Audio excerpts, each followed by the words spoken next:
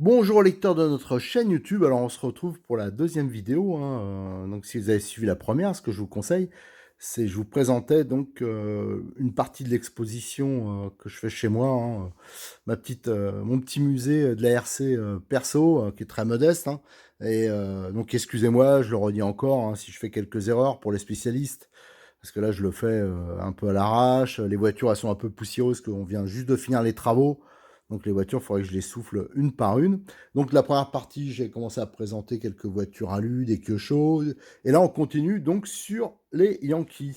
Et là, on arrive donc, allez, là, hop, un petit Yankee Enduro 84. Alors ça, je le mets sur la table. C'est une voiture qui est importante pour l'histoire de notre petit loisir, hein. Donc j'enlève l'arceau, vous voyez, il y avait un arceau cage, hein, comme les Yankees que je vous ai présenté précédemment. La carrosserie qui intégrait son pilote. Et là, on le voit, il n'est pas complet, hein, mais ça, c'est vraiment les premières versions de Yankee 4x4. Donc, vous pouvez voir, hein, l'implantation, elle est très moderne, hein. C'est eux qui ont inventé donc Yankee, qui est une marque française, qui était basée à côté de Dijon. Et c'était eux qui ont inventé l'architecture des tout-terrains actuels. Vous voyez, rien n'a bougé, hein. Les moteurs sont toujours à cette place-là. Le réservoir, la radio. Voilà, alors, ce qui a changé, bien sûr, c'est des détails, hein, bien sûr, qui sont importants. Mais on voit, c'est eux aussi qui ont inventé le principe de 3 différentiels avec des coupes coniques. Voilà, jusqu'à présent, c'était souvent des chaînes. Voilà, quand il y avait des 4x4 qui étaient très rares. Alors les grosses différences avec les voitures actuelles, c'était bien sûr le pot d'échappement qui était fixé à l'arrière, parce que beaucoup de moteurs, c'était des échappements latérales, comme en avion. L'échappement est sur le côté ici. C'est pas un échappement arrière. Et aussi le fait d'avoir les cardans, notamment, qui étaient des 6 pans sur cette version-là, qui est dans les premières, hein. Donc bien sûr, l'usure était assez rapide, il n'y avait pas de cardan homocinétique, et les coupes coniques qui étaient à l'air libre. Alors à savoir, j'en ai pas, mais ah si, peut-être que j'en ai une à vous montrer après. Mais il y avait des versions, il y avait, ça c'était le 84C, donc C pour compétition, et il y avait aussi une autre version qui était sans différentiel de pont et qui était avec des couronnes coniques en plastique. Voilà. Et les amortisseurs, vous voyez, ils sont tout petits, hein. Il y avait très peu de volume d'huile. On retrouvait déjà le disque de frein et le différentiel central. Vous voyez, il était fixé, il n'y a pas de cardan entre. Il était fixé directement sur le pignon d'attaque. Et là, vous avez un moteur OPS latéral, hein. Et là, c'était dans les premiers carburateurs à tiroir qui sortaient, hein. La plupart des moteurs avaient encore des carburateurs rotatifs. Donc après, vous allez voir, hein, sur les voitures d'après, ça a beaucoup évolué, notamment là, les triangles qui étaient très évidés. Donc les triangles vont un peu se nervurer, se remplir. Les cellules vont se fermer. Les châssis aussi qui étaient... oui, ça c'est un châssis, il y avait des emboutis, enfin, pour raidir l'ensemble. On peut voir que c'était percé, c'était découpé sous le coupe conique, bien sûr, pour laisser échapper un peu les cailloux. Mais bon, si on roulait dans un endroit qui était très poussiéreux, où il y avait des caillasses, même de l'herbe, tout ça, franchement, ça posait assez rapidement un problème. Et les ailerons de l'époque étaient en ABS moulés, vous voyez. Donc ça, c'était quand même assez fragile. Donc là, vous avez vraiment, peut-être, là, vous avez devant les yeux, en fin de compte, la voiture qui a vraiment marqué, la voiture la plus importante, en fin de compte, de notre loisir, hein, pour ceux qui s'intéressent au TT1 8e, c'est la voiture qui a tout inventé.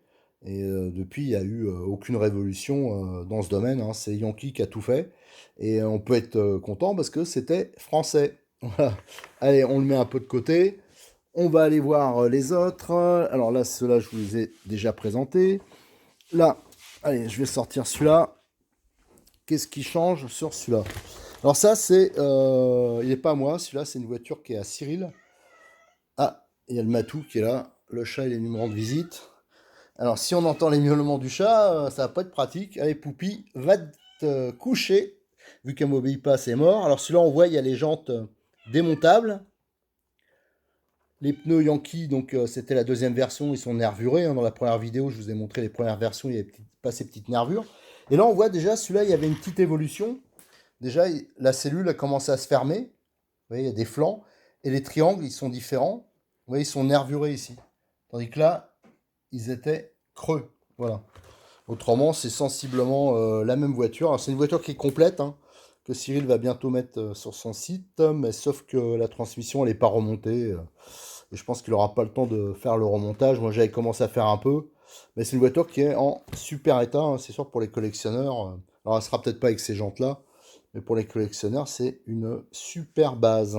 Voilà, donc ça aussi, c'est la voiture, mais ça doit être la même génération, je pense, mais qui a été optionnée, parce qu'on voit à l'avant, la cellule est toujours ouverte. Voilà, donc c'est strictement la même voiture, finalement. Donc après, les gens, bah, ils faisaient, quand les options sortaient, ils achetaient les modèles. Alors là, qu'est-ce qu'on a? Alors celui-là, je ne vais pas vous le montrer tout de suite parce que c'est pas vraiment dans l'ordre. Et là, vous avez mon pick-up. Alors ça, c'est une voiture que je suis très content d'avoir ma collection. Alors pour ceux qui regardaient les revues de l'époque, il y avait les publicités avec le Yankee Racing Show, là, les premières courses Yankee, et ça se courait beaucoup avec ces carrosseries-là. Et moi, j'aimais bien parce que c'était vraiment réaliste. Et en dessous, c'était un Yankee tout à fait traditionnel. Sauf que là, celui que je vais vous montrer, il est un peu... il n'est pas dans un état... il est un peu poussiéreux parce que ça, c'est un Yankee qui roulait il y a encore quelques années. En fin de compte, c'est un Yankee 85. Donc ça, c'est juste l'évolution, hein, du Yankee 84 qui a connu lui-même beaucoup d'évolutions. Et là, on voit déjà les amortisseurs, ils étaient passés au-dessus. Donc vous voyez, c'est assez spécial, hein. C'était un peu un système de basculeur, hein. Donc ils étaient placés au-dessus. Et là, on peut voir que la cellule était fermée. Et là, notamment, on était passé à des cardans goupillés. Là, on peut voir que c'était, comment dire, un petit cardan à l'arrière. La liaison était plus directe. Et l'ancrage des amortisseurs était beaucoup plus extérieur. Là, les plaques étaient différentes. Aussi, les triangles. Enfin, il y a plein de choses. Les moyeux qui étaient différents. Enfin, il y a plein de choses qui changeaient. Alors, celui-là, il avait juste été modifié au niveau du réservoir de la platine radio parce qu'il a roulé. Il roulait notamment quand on faisait les vieilles caisses à Sucy en Brie. Et la différence aussi, c'est que là, le résonateur était sur le côté. C'est pour ça qu'il n'y avait plus à l'arrière. Voilà, cette pièce ici. Voilà, le porte-à-faux qui permet de fixer le pot à l'arrière. Là, on était avec des échappements latérales, des pots Yankee. Je vous montrerai sur notre vidéo parce qu'ils sont... j'ai aussi une grosse collection de moteurs et d'échappements. Ça, je vous le montrerai plus tard. C'est pas juste à côté. Mais pour ceux qui suivront toutes les vidéos, vous pourrez reconnaître l'utilisation. C'était des échappements qui avaient des formes assez bizarres. Vous voyez, les triangles étaient nervurés alors que les premiers ils étaient creux. Et là, il n'y a plus les nervures, il n'y en a plus qu'une à l'avant de renfort. Voilà. Donc ça, c'est le Yankee 85 4 roues motrices. Ça, c'était par contre, là, il commençait à être bien fiable, le Yankee. Donc là, c'était quand même une bonne voiture, même pour rouler en vintage. Alors là, bon, celui-là, il est coincé dans le coin. Je vais vous le montrer vite fait. Alors pareil, ça c'est... Alors, elle est plus à moi. C'était une voiture à moi, mais je l'ai échangée contre autre chose à Cyril, donc il va sûrement la vendre. Alors le support, ça c'est simplement parce que c'est une voiture que j'avais fait rouler sur un championnat de France qui était organisé à côté de Clermont-Ferrand. Je me souviens plus... j'avais fait un défi il y a longtemps, il y a au moins une quinzaine d'années, une dizaine d'années, je sais plus. On m'avait fait le défi de rouler avec une vieille voiture sur un CF. Alors j'avais été obligé de l'adapter à la réglementation. Alors là, notamment, c'était pour fixer la carrosserie et c'était le support d'aileron que j'avais fait en monobloc nylon. Mais à la base, il n'y avait pas d'aileron, enfin, au moins, il fallait le fixer sur la carrosserie. Et vous voyez, ça, c'est le TR85. C'est une voiture, à un moment, ils se sont dit, bah, sur la base du 4x4, donc on retrouve la cellule avant qu'on avait notamment sur le Yankee 85, qu'on retrouve ici. Et ils ont placé le moteur à l'avant, vous voyez, la couronne était placée là. Et à l'arrière, ils ont mis des bras. Et l'articulation, regardez, c'était pas des rotules, c'était juste la déformation du plastique. Voilà. Et c'est ça qui faisait la suspension à l'arrière. Bien sûr, il y avait un amortisseur ici. Et voilà, ça c'était un TR85. Celui-là, pareil, il y a toutes les pièces pour le compléter, mais je ne sais pas s'il aura le temps de le faire. Mais en tout cas, ça c'est une voiture, pour ceux qui sont intéressés, qui sera bientôt disponible et qui est en super état, hein. Moi, je l'avais entièrement refaite avec pas mal de pièces neuves pour cette course. Et malheureusement, j'avais eu des gros problèmes radio. Elle était performante, hein, même à l'époque, elle n'était pas ridicule. Sauf que j'avais eu des gros problèmes radio et j'avais été obligé d'écourter la course. Après, alors qu'est-ce qu'on a encore? Un Yankee. Ça, des Yankees, ça manque pas. Alors celui-là, normalement, il est à moi, mais je sais pas si je vais le garder. Donc ça, c'est un 80. Alors vous voyez, les carrosseries, là, d'un coup, ça change. Et on peut voir l'aileron était fixé à l'arrière. Non, celui-là, alors normalement, il y avait une partie aluminium, là, enfin, on le verra sur d'autres. Ah si, le support, regardez. Le support est spécifique et il a été encore modifié avec l'ajout de cale. Ça, c'est une voiture que j'avais eue il y a quelques années, mais que j'ai jamais révisée. Alors pour moi, ça, c'est un Yankee, c'est toujours délicat. C'est un Doro motrice. Moi, je pense que c'est un 88 peut-être. C'est délicat parce qu'il y a eu plein de montages différents à l'arrière au niveau. Alors ça, c'est plutôt 89, je pense. C'est des grands amortisseurs, vous voyez. Alors au début, à un moment, je ne sais pas si j'en ai à vous présenter, mais c'était deux amortisseurs, deux cordes d'amortisseurs qui étaient reliés, notamment sur les 87. Alors ça, c'est une version, ouais, c'est peut-être un 89, un 88. Je ne sais pas exactement, j'ai eu un peu de mal à reconnaître. Alors là, par contre, celui-là, vous voyez, les triangles étaient fixés sur des rotules directement au châssis, les triangles inférieurs. Voilà.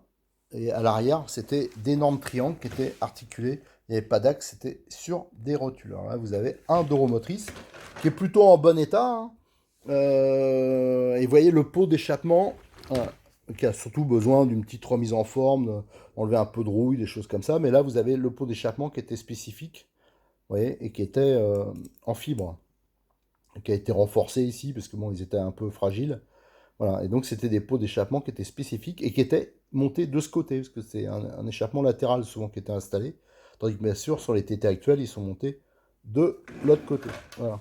Allez, qu'est-ce qu'on va découvrir d'autre? Allez, encore du Yankee. Alors celui-là, qu'est-ce que c'est? Alors ça c'est... Ah ben on revient encore en arrière. En fin de compte, ça, c'est la carrosserie du Yankee qui est là. Du Yankee Enduro, hein, j'ai pas remis au bon endroit, qui était donc équipé de la carrosserie pick-up. Alors d'ailleurs, je remercie encore une fois Rodolphe qui m'a dépanné, qui m'a offert ce qui me manquait pour le remettre en état, c'est-à-dire au niveau de l'arceau. Alors il faut que je le fasse. Une pensée pour Rodolphe, le champion de la bulite. Et là, vous avez donc là, on fait un retour en arrière, hein, plutôt vers celui-là. Vous voyez, celui-là est équipé de différentiel. Et là, vous avez la version de base. Alors, pas tout à fait, hein, parce qu'il y a la couronne métallique, mais il existait, il était avec une couronne plastique normalement. Et là, vous voyez, il y a un différentiel central, mais par contre, il n'y avait pas de différentiel ni à l'avant, ni à l'arrière. Et les cardans, je ne sais pas si vous verrez là, même si je fais un gros plan, mais c'est un 6 pans. Alors, je peux vous dire que ça, c'était quand même relativement assez fragile. Voilà, donc ça, c'est la base de mon Yankee 84 qu'il faut que je remonte au niveau partie centrale pour remettre la platine radio, tout ça, et surtout le rééquiper avec cette carrosserie. Et je pense que je mettrai ces jantes démontables dessus. Voilà, alors là, ça commence à s'accumuler. Les Yankees. Allez, on poursuit, on poursuit, on poursuit. Donc là, en dessous, qu'est-ce qu'on a? En dessous, on a encore du Yankee. Alors, ah, voilà, un traction. Allez, là, vous avez un traction. Alors ça, c'est spécial. Alors, je me souviens plus trop de l'histoire, mais c'était un moment. Il y avait un des repreneurs de Yankee, parce que Yankee, ça a été repris plusieurs fois. Alors maintenant, la boîte, elle est installée à Montpellier et elle fait plus que du 1/5. Malheureusement, il n'y a pas du tout de reproduction de ça pour le 1/8, mais c'est tout est centré sur le 1/5 et plutôt des trucs modernisés, mais des très beaux produits d'ailleurs. Et ça, il avait sorti ça, et comme il n'y avait plus de réservoir d'origine Yankee, il avait mis un réservoir d'origine japonaise. Et les amortisseurs, ils n'étaient plus anodisés en bleu. Vous voyez, ils étaient bruts. Mais autrement, donc ça, c'est une voiture, en fin de compte, qui a été reproduite avec des pièces qui étaient en stock. Donc il est tout neuf. Alors par contre, il n'est pas tout à fait conforme à ce qu'il y avait d'origine. Là, on voyait les lestes. Ça, c'est des lestes qui étaient vendues. On pouvait mettre plusieurs épaisseurs et ça permet de lester l'avant pour les tractions. Parce que ça, c'est bien sûr un traction. Voilà, donc l'avantage, c'est que c'est des pièces neuves, la platine radio, tout est neuf. Voilà, le Yankee TR85, alors vous voyez, le moteur était placé là. Franchement, ça marchait bien, mais le défaut qu'il y avait, moi j'ai eu un des tout premiers, déjà c'était cher pour ce que c'était. Les amortisseurs, c'était des amortisseurs à friction. Ah, plus personne n'achèterait ça maintenant, hein. Et surtout, il n'y avait pas de différentiel à l'avant. Alors, dès qu'on mettait en route, on déboîtait les noix, tout. Enfin, c'était un peu l'horreur, c'était un peu n'importe quoi. Mais par contre, une fois qu'on l'équipait, hein, pour ceux qui avaient les moyens, on avait une super caisse. Là, allez, bah, je pense que ça va être le dernier peut-être de cette petite vidéo. Ça, c'est un autre Yankee que j'avais développé. Alors pareil, toujours avec celui qui avait repris la marque à l'époque. il m'a donné des pièces, il m'a dit, ben, j'aimerais bien reproduire mais s'il faut refaire un châssis, tout ça. Et j'avais fait ce proto. Ah, toujours là, je taillais ça dans la masse, dans du nylon. C'est le support d'aileron, de carrosserie. Et j'avais repris, alors je sais pas si vous vous souvenez, tout à l'heure, celui que je vous ai montré, le TR85, c'était par déformation du plastique. Là, les bras, ils étaient articulés sur des rotules. Voilà, ça, c'était les derniers TR85. J'avais un peu modifié pour mettre des amortisseurs, je pense, de MP5 ou de MP6. J'avais installé le moteur, je l'avais retourné, et j'avais installé un différentiel central de 4x4 qu'on bourrait de graisse 2 millions, je crois, pour faire amortisseur de couple. Voilà. À l'avant, c'est des amortisseurs Laro. Tiens, d'ailleurs, il faudra que je pense. Ça me fait penser que j'ai un Laro à restaurer, Rush, et que les amortisseurs, ils m'ont l'air tout neufs, donc je vais les récupérer. Et j'avais mis un gros pare-choc en nylon, et là, on mettait carrément la batterie devant pour faire du lest. Et en fin de compte, cette voiture, si vous regardez sur notre chaîne vidéo, les vieilles vidéos à Sucy-en-Brie, alors bien sûr, on avait refait un châssis, l'implantation radio, tout ça. Et je l'avais fait rouler plusieurs fois, j'avais même fait une course avec, et franchement, elle marchait super bien cette caisse. C'était ultra léger, tout ça. La garde au sol, elle est vraiment importante. Et elle marchait vraiment hyper bien. Et celle-là, j'aimerais bien un jour la refaire péter. Je pense que je mettrai un tout petit moteur, mais il n'y a pas grand-chose à faire pour la faire rouler de nouveau. Ça, c'est sûr, celle-là, faudra que je me penche là-dessus avec des pneus modernes, tout ça. C'était vraiment une super caisse. Allez, on va finir. Parce que là, je vois qu'il y a déjà 16 minutes de vidéo. Et moi, j'aime pas trop dépasser quand même. En plus, c'est surtout un problème de logistique. Parce que vous voyez, la table, je vide au fur et à mesure. Là, mais là, la table, elle est envahie. Et comme j'ai encore toutes ces voitures à vous présenter, voilà, plus il y en a plein encore en haut, ça va être compliqué. Là, je vais vous présenter encore une voiture de la marque Yankee. C'est quand ils ont voulu se lancer dans l'électrique. L'électrique est apparu, un dixième est apparu bien après le huitième, hein. Et quand c'est sorti, bon, au début c'était un peu catastrophique tout. Et pareil, là, il n'y avait pas vraiment de concept. Un peu comme en tout est un huitième, il y en a qui étaient avec des chaînes, d'autres avec des courroies, d'autres avec des cardans. Et là, Yankee se sont dit, ben, on va refaire un peu comme notre TT un huitième. Et ils ont fait cette voiture. Alors, vous voyez, malheureusement, la carrosserie n'est pas très belle, mais vous voyez, il y a des grosses prises d'air, tout ça. Et là, le principe, c'était pareil, un système de cardan. Et regardez le châssis qui était très aérien, c'était des poutres hexagonales. On pouvait mettre des clips pour déplacer, fixer les différents éléments. Et la carrosserie était fixée ici. Là, il y a toute la boîte de transmission centrale. Les pneus, vous voyez, on reprend le dessin des jantes Yankee. Le gros pare-choc, les amortisseurs, c'était ceux des anciens Yankee, les petits amortisseurs. Voilà. Et ça, c'est une voiture. Malheureusement, ils n'ont pas poussé. Disons, il y avait déjà des voitures à courroie, tout ça, qui avaient un rendement qui était peut-être meilleur. Et malheureusement, ils n'ont pas assez poussé le concept. Notamment, ça aurait été bien qu'ils fassent des petits paliers alu pour le moteur, enfin des choses comme ça. Et ça, ils l'ont pas fait. Mais moi, à l'époque, j'ai eu la chance de faire une course avec. Je sais plus trop où c'était. C'était une course en salle. Et moi, il était un peu préparé.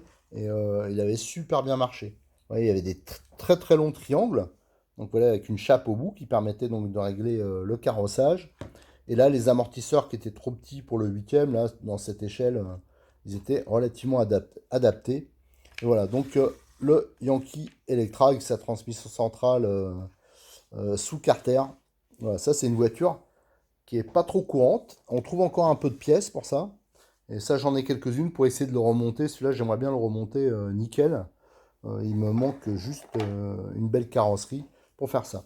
Allez, on va arrêter là la seconde vidéo. Comme ça va me permettre de faire un peu de place sur la table pour attaquer les vidéos suivantes. Allez, je vous remercie. Et comme d'habitude, hein, je vous donne rendez-vous sur notre chaîne YouTube, mais aussi sur rcmac.com et rcmacvintage.com pour ceux qui sont intéressés par le RC ancien.